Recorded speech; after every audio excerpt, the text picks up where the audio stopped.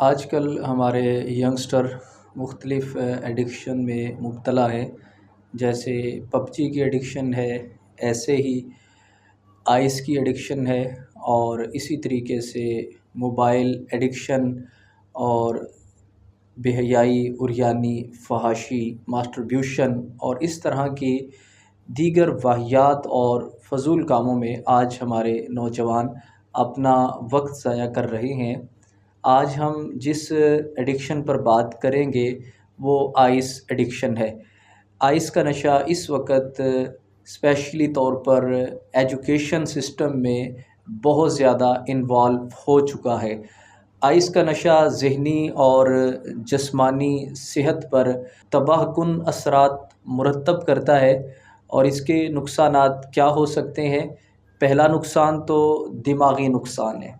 Ice का नशा दिमाग में केमियाई तवाज़ुन को ख़राब करता है, जिससे इंसान की यादाश्त कमज़ोर होती है, क़ुव्वत फ़ैसला ख़त्म हो जाती है और फ़ोकस और तवज्जो करने में मुश्किलात पैदा हो सकती हैं। आइस के नशे से दिल की धड़कन की तेज़ी, फ़िशारे खून और दिल का दौरा पड़ने का ख़तरा बढ़ जाता है। इसी तरह इसका एक नुकसान वज़न में कमी और जिस्मानी कमज़ोरी है, जो कि नशा करने वाले अफ़राद अमूमन भूख महसूस नहीं करते, जिसकी वजह से उनका वज़न तेज़ी से कम होता जाता है और जिस्मानी कमज़ोरी पैदा हो जाती है। आइस एडिक्शन में मुब्तला नौजवान का एक और नुकसान तालीमी नुकसान है। तालीम चाहे दीनी हो चाहे दुनियावी हो, उसमें वक्त का दुरुस्त इस्तेमाल बहुत माना रखता है।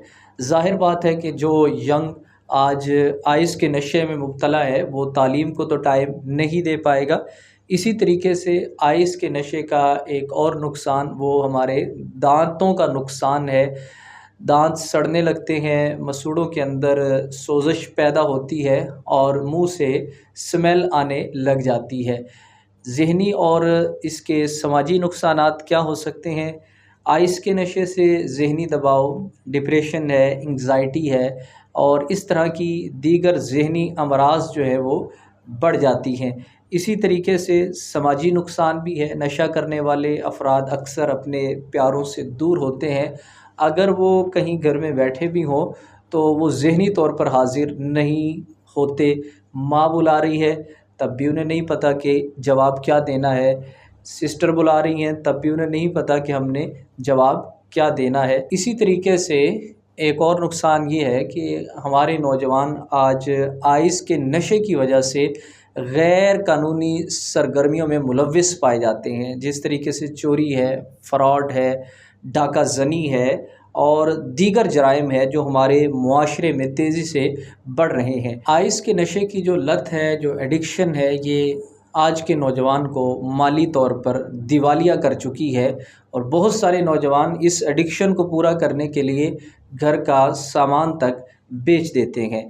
और इसी तरीके से आइस का जो नशा है वो ज़िंदगी की क्वालिटी को बुरी तरह मुतासर करता है। यानी ज़िंदगी के जो अहम मकासद हैं, जैसे फ्यूचर प्लान है कि मैंने करना क्या है, वो उसके पेश नज़र नहीं होता।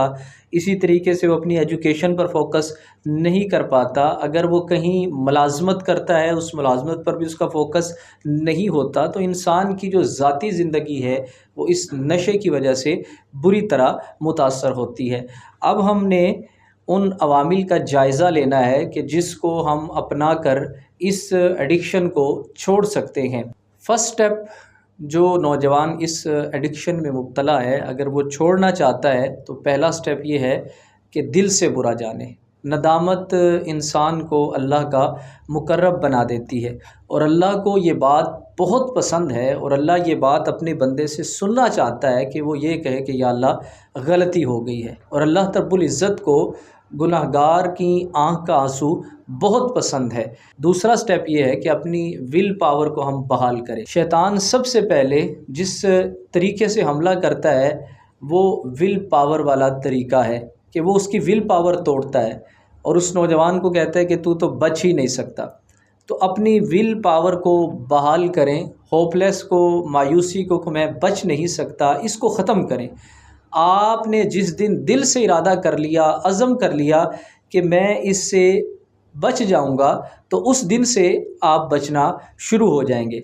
जिस दिन आपने ये इरादा कर लिया कि आइंदा मैं इसके करीब नहीं जाऊंगा, तो उस दिन से आप बचना शुरू हो जाएंगे।